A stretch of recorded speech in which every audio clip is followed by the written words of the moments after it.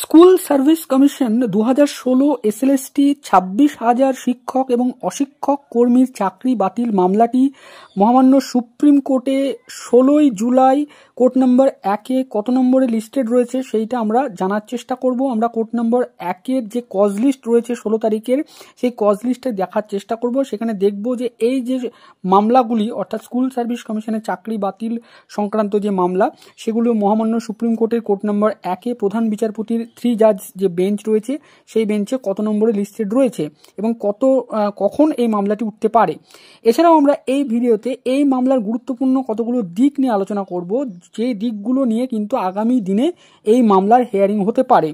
সেই রকম গুরুত্বপূর্ণ দুটি দিক এবং প্রাইমারি যে সাবমিশনগুলো হয়েছে এই মামলায়, বিশেষ করে পিটিশনারদের এবং রেসপন্ডেন্টদের, তো সেইগুলো নিয়ে আলোচনা করব এবং বিচারপতিরা এই মামলায় পূর্বে কি কি পর্যবেক্ষণ করেছিলেন এবং আগামী দিন এই মামলায় কোন কোন বিষয়ের উপরে হিয়ারিং হতে চলেছে সেই বিষয়টা নিয়েও এই ভিডিওতে আলোচনা করব। অনুরোধ করব এই ভিডিওটা ডিটেলসে দেখবেন, কোনো অংশে স্কিপ না করে, এবং আমাদের এই চ্যানেলে এই ধরনের এই সংক্রান্ত ভিডিও পাওয়ার জন্য অবশ্যই চ্যানেলটি সাবস্ক্রাইব করে রাখবেন। তাহলে চলুন এই ভিডিওটি শুরু করা যাক। সুপ্রিম কোর্ট অফ ইন্ডিয়ার অফিসিয়াল ওয়েবসাইট থেকে আমরা 16 তারিখের কজ লিস্টটা দেখার চেষ্টা করব কোর্ট নাম্বার 1-এর। তো কোর্ট নাম্বার 1-এর এই যে কজ লিস্ট, এই কজ লিস্টে আমরা এখান থেকে দেখার চেষ্টা করছি সুপ্রিম কোর্ট অফ ইন্ডিয়া। এখানে 3 জাজেস বেঞ্চ বসবে কোর্ট নাম্বার 1-এ, honourable the chief justice, honourable mister justice J B Pardiwala এবং অনারেবল মিস্টার জাস্টিস মনোজ মিশ্রর বেঞ্চ। টাইম হচ্ছে সকাল 10:30 থেকে। এবার আমরা পরপর দেখব কত নম্বর সিরিয়ালে এসএসসি রিলেটেড মামলাটি লিস্টেড রয়েছে। তো সিরিয়াল নম্বর 1-এ একটি অন্য মামলা লিস্টেড রয়েছে এবং তার সাথে কানেক্টেড অনেক মামলা রয়েছে। এই 1 নম্বর ম্যাটারটি প্রায় অনেক বড়, এখানে এর সাথে 612 প্রায় 613টি ম্যাটার কানেক্টেড রয়েছে। তো এরপরে 2 নম্বর সিরিয়ালে একটি অন্য মামলা রয়েছে, তারপরে 3 নম্বর সিরিয়ালের সাথেও কিছু ম্যাটার কানেক্টেড হিসেবে রয়েছে। তারপরে আমরা দেখার চেষ্টা করব যে এসএসসি ম্যাটারটি কত নম্বরে রয়েছে। এসএসসি ম্যাটারটি মূলত রয়েছে 12 নম্বর সিরিয়াল থেকে। এখানে আমরা 12 নম্বর সিরিয়াল পেয়ে গেছি। 12 নম্বর সিরিয়াল থেকে কিন্তু এসএসসি ম্যাটারটা রয়েছে। প্রথম ম্যাটার যেটা রয়েছে দেখুন, এসএলপি নাম্বার তার দেওয়া রয়েছে 9586/2024, the state of West Bengal versus Baishakhi Bhattacharya, এই মামলাটি রয়েছে। তারপরে দেখুন 12 নম্বর 1-এ কানেক্টেড ম্যাটার হিসেবে রয়েছে Sanjay Kumar and others versus Sabina Yasmin and others. তারপরে 12 নম্বর 2-এ রয়েছে Achinta Kumar Mondal and others versus Lakshmi Tunga and others. তারপরে 12 নম্বর 3-এ রয়েছে Sangita Saha and another versus the state of West Bengal and others. তো এখানে 12 নম্বর 4 এইরকম করে কিন্তু 12 নম্বর একদম 32 অবধি মামলা লিস্টেড রয়েছে। তার মানে এখানে বোঝা যাচ্ছে যে প্রায় 33টি মামলা। লাস্টে দেখুন 12 নম্বর 32-এ রয়েছে Ananya Mohapatra versus the state of West Bengal. তারপরে দেখুন এখানে 12 নম্বর 32 অর্থাৎ প্রায় 33টি এসএসসি 26,000 চাকরি বাতিল রিলেটেড মামলা কিন্তু সুপ্রিম কোর্টে মহামান্য বিচারপতি জাস্টিস DY চন্দ্রচূড়ের বেঞ্চে কিন্তু এখানে লিস্টেড রয়েছে কোর্ট নাম্বার 1-এ। 3 জাজেস যে বেঞ্চ রয়েছে, justice J B Pardiwala, justice Manoj Mishra এবং অনারেবল চিফ জাস্টিস, এই 3 জাজের বেঞ্চে কোর্ট নাম্বার 1-এ 12 নম্বর সিরিয়াল থেকে এই মামলাটি লিস্টেড রয়েছে। 12 নম্বর সিরিয়াল মানে বলা যেতে পারে লাঞ্চের পরেই হয়তো মামলাটি উঠবে, তার কারণ 1 নম্বর সিরিয়ালে অনেক বড় একটি মামলা রয়েছে। তো দেখা যাক, লাঞ্চের আগে উঠতে পারে। তো মোটামুটিভাবে মামলাটি উঠছে, কজ লিস্টটা দেখালাম। এবার আমরা এই মামলার একটি অন্য পার্সপেক্টিভ নিয়ে এই ভিডিওতে আলোচনা করার চেষ্টা করব।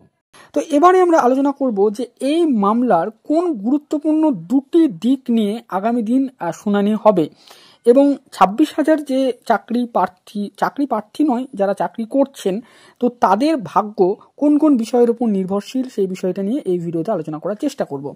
দেখুন, এই বিষয়টা আলোচনা করার জন্য রেফারেন্স হিসেবে আমি ইউজ করছি গত 7ই মে মহামান্য সুপ্রিম কোর্ট থেকে যে অর্ডারটি দেওয়া হয়েছিল সেই অর্ডারেই কিন্তু এই মামলার ভবিষ্যৎ পর্যালোচনা কোন দিকে যাবে, কোন দিকে এই মামলাটির হিয়ারিং এগোবে সেই বিষয়টা কিন্তু পুরোপুরিভাবে বলা রয়েছে। আমরা যদি 7/5/2024 তারিখের অর্ডার কপিটি দেখি, অবশ্যই আপনারা অর্ডার কপিটি দেখেছেন, আমি অর্ডার কপিটা নিয়ে ডিটেলসে আলোচনা করব না। এই অর্ডার কপির গুরুত্বপূর্ণ কতগুলো পাতায় কিন্তু গুরুত্বপূর্ণ তথ্য লেখা রয়েছে। অর্ডার কপির 15, 16 এবং 17 এই 3টি পাতা কিন্তু অত্যন্ত গুরুত্বপূর্ণ। এই 3টি পাতায় কিন্তু গুরুত্বপূর্ণ তথ্য বিচারপতিরা দিয়েছেন। প্রথমত 15 এবং 16 নম্বর পাতায় বিচারপতিরা প্রাইমারি সাবমিশন নিয়ে বলেছেন। 25 এবং 26 নম্বর পয়েন্টে যেটি বলা হয়েছে, 25 নম্বর পয়েন্টে 4টি পয়েন্ট বিচারপতিরা 1, 2, 3, 4 এইরকম করে পিটিশনাররা কি কি বলেছেন সেই বিষয়টা তুলে ধরেছেন এবং 26 নম্বর পয়েন্টে রেসপন্ডেন্ট অর্থাৎ যারা ডিভিশন বেঞ্চে পিটিশনার ছিলেন তারা কি বলেছেন সেইটা বিচারপতিরা তুলে ধরেছেন। এখানে দেখুন, প্রাইমারি সাবমিশনে পিটিশনাররা মূলত 4টি পয়েন্ট রেজ করেছেন। সেই 4টি পয়েন্ট কি? প্রথম পয়েন্ট তারা যেটা বলেছেন যে সিবিআই যে ডাটাটা সিজড করেছে, অর্থাৎ যে স্ক্যান কপি ওএমআর এর পঙ্কজ বনসাল, একটা এক্স এমপ্লয়ি নাইসার, তার ব্যক্তিগত বাড়ি থেকে সেই যে ডাটা এবং সেখানে যে 65B সার্টিফিকেট দেওয়া হয়েছে সেই ডাটার ভিত্তিতে ডকুমেন্টটাকে অ্যাডমিসিবল করার জন্য কোর্টে, সেইটা নিয়ে পিটিশনাররা সিরিয়াস প্রশ্ন তুলেছেন। তো এই বিষয়টা পিটিশনাররা একটা আর্গুমেন্ট এনেছেন। 2 নম্বর আর্গুমেন্টে পিটিশনাররা গুরুত্বপূর্ণভাবে বলেছেন যে এই যে পুরো প্যানেলটাকে ক্যান্সেল করে দেওয়া হয়েছে সেটা সঠিক নয়। তার কারণ এই যে সেগ্রিগেশন করা উচিত ছিল টেন্টেড এবং নন টেন্টেড ক্যান্ডিডেটদের মধ্যে। 3 নম্বর পয়েন্টে পিটিশনাররা যেটা তুলেছেন সেটা হচ্ছে এই মামলার মেনটেনেবিলিটি, অর্থাৎ 3 বছর পর এই মামলাটি গিয়ে করা হয়েছে প্যানেল এক্সপায়ার করার পরে, তাহলে এই মামলাটি কিভাবে মেনটেনেবল।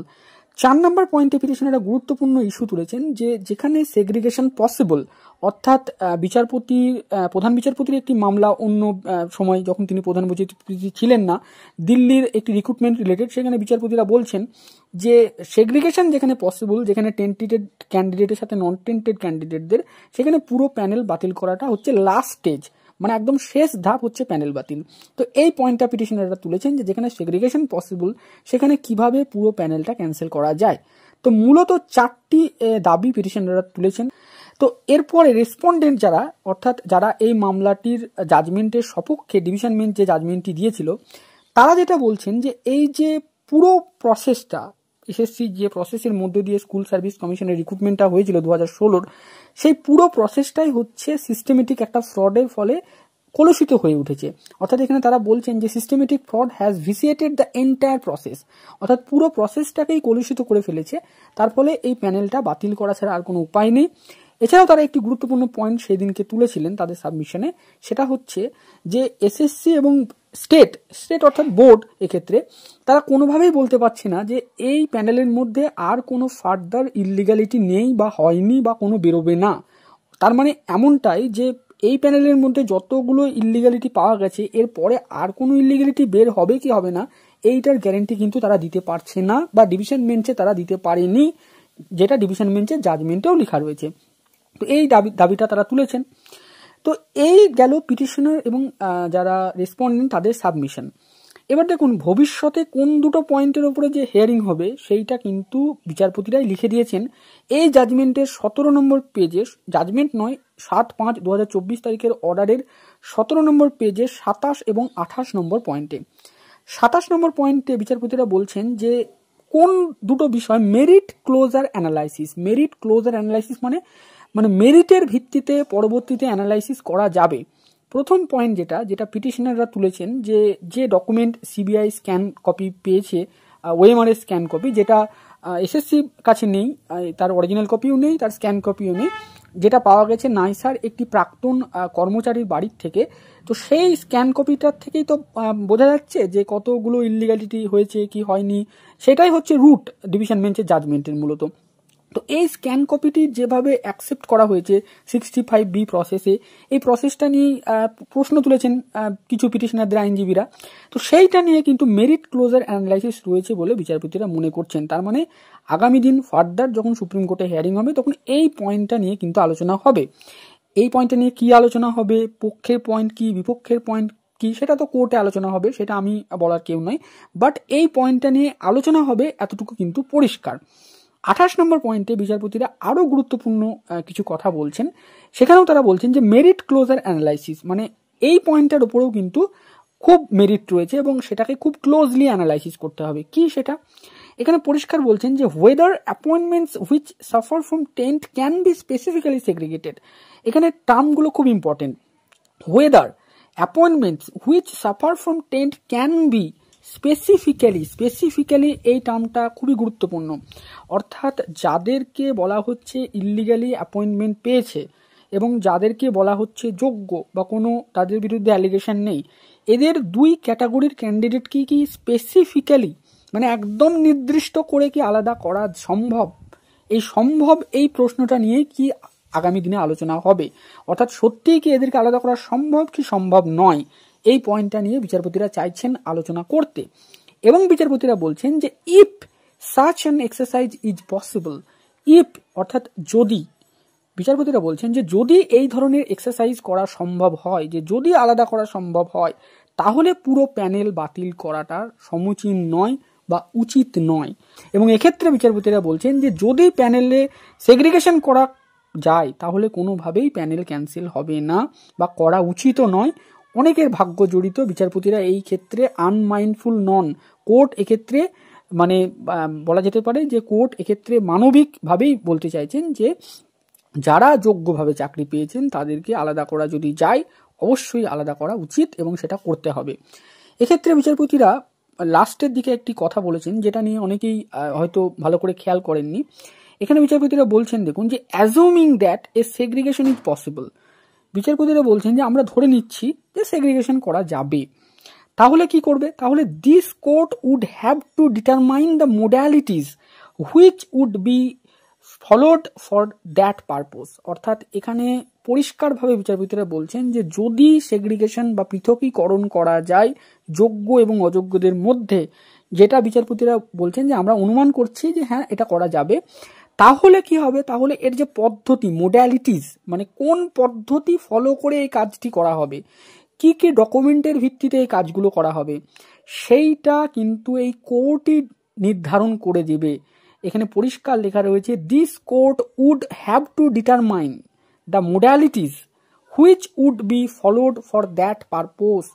এবং এইটা কিন্তু open court arguments and submission from both sides, অর্থাৎ পিটিশনার, রেসপন্ডেন্টস, সমস্ত যারা রেসপন্ডেন্ট তাদের প্রত্যেকের আর্গুমেন্ট সাবমিশন এর ভিত্তিতে বিচারপতিরা কিন্তু আগামী দিন নির্দিষ্ট করে দেবেন যে যদি প্রথমত সেগ্রিগেশন করা যাবে কি যাবে না এইটা নিয়ে আলোচনা হবে, দ্বিতীয়ত কোন পদ্ধতিতে সেগ্রিগেশন করা যায় সেটা নিয়েও আলোচনা হবে এবং সেটা তারাই ডিসাইড করে দেবে। এক্ষেত্রে এমন নয় যে এসএসসি বলবে আমি এইভাবে সেগ্রিগেশন করব এবং বিচারপতিরা বলবে যে হ্যাঁ আপনি করুন, তা নয়। বিচারপতিরাই এক্ষেত্রে ডিটারমাইন করে দেবেন বা নির্ণয় করে দেবেন যে কোন পদ্ধতিতে এই কাজটি করা যাবে। এবং আগামী দিনে মূলত এই দুটি পয়েন্ট, আমি যে দুটো পয়েন্ট এখানে বললাম সেই দুটো পয়েন্ট নিয়ে কিন্তু আলোচনা হবে এই মামলার ক্ষেত্রে। মূলত দুটো পয়েন্ট, প্রথম হচ্ছে 65B, যেটা নিয়ে মানে বলা যেতে পারে অনেক প্রার্থীর অনেক অ্যালিগেশন রয়েছে, সেইটা নিয়ে আলোচনা হবে। 2 নম্বর পয়েন্ট যে সেগ্রিগেশন নিয়ে পিটিশনাররা, এসএসসি সকলেই বলছেন সেগ্রিগেশন পসিবল। এক্ষেত্রে বিচারপতিরা দেখতে চাইবেন যে আদৌ এটি পসিবল কি পসিবল নয়, যদি পসিবল হয় তাহলে সেটা কিভাবে করা যাবে, সেগ্রিগেশনটা তার মোডালিটি কি হবে, সেই বিষয়টাও কিন্তু তারাই উল্লেখ করে দেবেন। অর্থাৎ আগামী দিন এই স্কুল সার্ভিস 26,000 চাকরি বাতিল মামলায় 26,000 শিক্ষক এবং অশিক্ষক কর্মীর ভাগ্য মূলত এই কতগুলো পয়েন্টের উপরই ডিপেন্ড করছে, যে এই পয়েন্টগুলোতে আগামী দিন তাদের আইনজীবীরা বা মানে রেসপন্ডেন্টদের আইনজীবীরা তারা কিভাবে কোর্টে সাবমিশন করে। এক্ষেত্রে রেসপন্ডেন্ট যারা রয়েছেন, অর্থাৎ এই মামলার যারা ডিভিশন বেঞ্চে পিটিশনার ছিলেন, তারা যারা রয়েছেন তারা মূলত চাইবেন যে এই পুরো প্রসেস, যেটা এক্ষেত্রে ডিভিশন বেঞ্চে মোট 17 ধরনের ইললিগ্যালিটির কথা বলা হয়েছিল, এই 17 ধরনের ইললিগ্যালিটিকে তারা দেখাতে চেয়ে তারা এটাই দেখাতে চাইবেন যে এখানে একটা সিস্টেমেটিক ফ্রড হয়েছে, অতএব পুরো প্যানেলের মধ্যে একটা ভিসিয়েটেড বা কলুষিত অবস্থা হয়ে গেছে, অতএব এখান থেকে সেগ্রিগেশন পসিবল নয়। তো তারা এইটাই হয়তো তুলতে চাইবেন। পিটিশনার যারা রয়েছেন সুপ্রিম কোর্টে তারা চাইবেন যে না সেগ্রিগেশন পসিবল, সেটা কিভাবে পসিবল তারা হয়তো বলবেন সুপ্রিম কোর্টে। এসএসসি তারা বলবে যে কিভাবে সেগ্রিগেশন পসিবল, কতজন টেন্টেড ক্যান্ডিডেট রয়েছে, কতজন নন টেন্টেড ক্যান্ডিডেট রয়েছেন। এক্ষেত্রে যাদেরকে টেন্টেড ক্যান্ডিডেট হিসাবে অভিযোগ করা হচ্ছে, ডিভিশন বেঞ্চেও তাদেরকে টেন্টেড ক্যান্ডিডেট হিসেবে বলা হয়েছে, তারাও 65B নিয়ে প্রশ্ন তুলছেন, সেটা নিয়েও পরবর্তীতে ফার্দার আলোচনা হবে। দেখা হবে যে আদৌ 65B যেটা ডিভিশন বেঞ্চ মেনে নিয়েছে যে 65Bতে এই ডকুমেন্টগুলো অ্যাডমিসিবল, সেটা সঠিক না ভুল ছিল ডিভিশন বেঞ্চের, সেটা নিয়েও আলোচনা হবে। তো এই সমস্ত বিষয়গুলো আলোচনা হওয়ার পরেই কিন্তু ফাইনালি ডিসাইডেড হবে এই মামলায় যে এই মামলার ভবিষ্যৎ কী। তো আজকের ভিডিওতে আশা করি আমি ডিটেলসে আপনাদেরকে বলতে পারলাম। তো এই ভিডিওটা দেখলে আপনাদের এই মামলা সম্পর্কে আলোচনা মানে বিষয়টা আপনাদের পরিষ্কার হবে যে এই মামলায় সুপ্রিম কোর্টে অন্ততপক্ষে কোন কোন বিষয়ের উপরে আগামী দিন আলোচনা হতে যাচ্ছে। ভিডিওটি শেষ অবধি দেখার জন্য আপনাদের সকলকে জানাই অসংখ্য ধন্যবাদ।